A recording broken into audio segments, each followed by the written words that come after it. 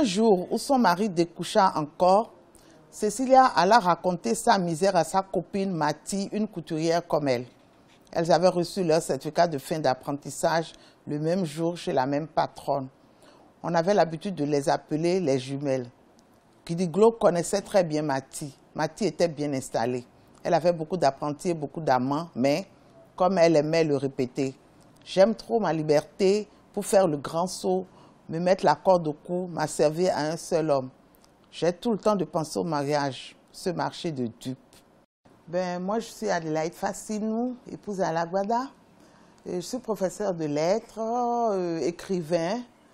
Et en ce moment, j'occupe un poste de secrétaire général à la Commission béninoise pour l'UNESCO, qui est une direction du ministère des enseignements maternels et primaires et qui représente l'interface entre notre pays, le Bénin, et le siège de l'UNESCO à Paris.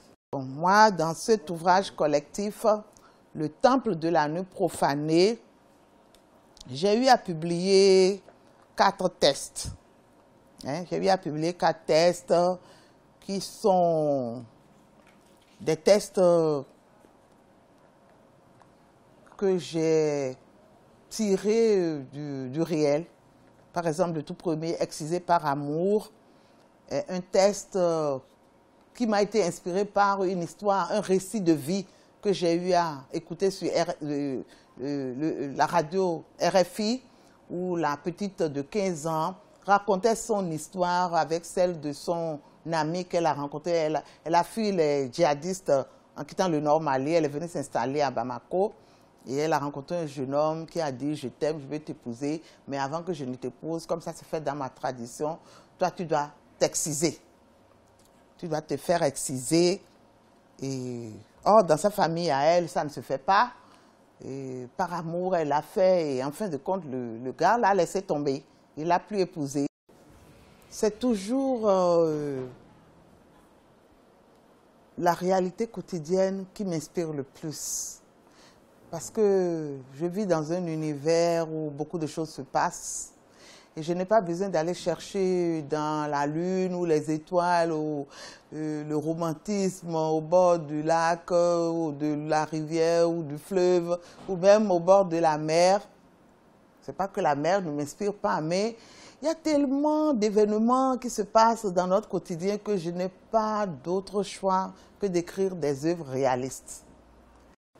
J'ai déjà écrit pas mal d'ouvrages, au moins une bonne douzaine. Des romans.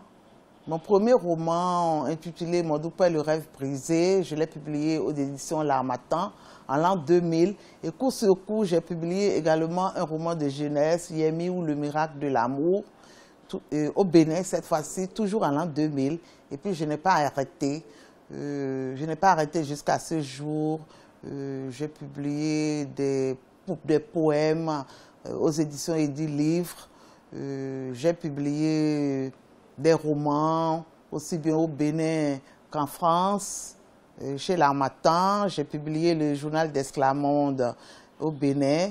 J'ai publié Ma vie entre parenthèses, qui est le dernier ouvrage personnel que j'ai publié en 2016, avant la sortie de l'ouvrage collectif de l'association que j'ai eu à mettre sur pied, appelé Plume Amazon, où nous avons publié un ouvrage sur les violences faites aux femmes, ouvrage intitulé Le Temple de la Nuit profanée, en 2016, que nous l'avons publié également.